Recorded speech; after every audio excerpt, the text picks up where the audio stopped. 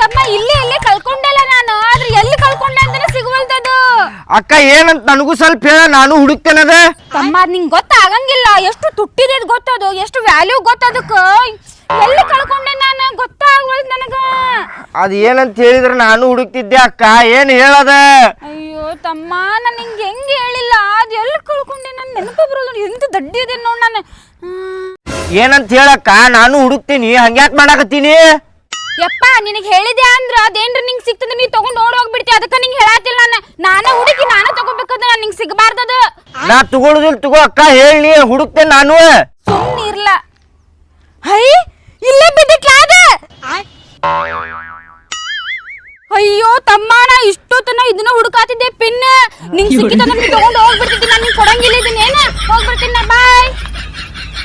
Pin ಸಿಕ್ತ.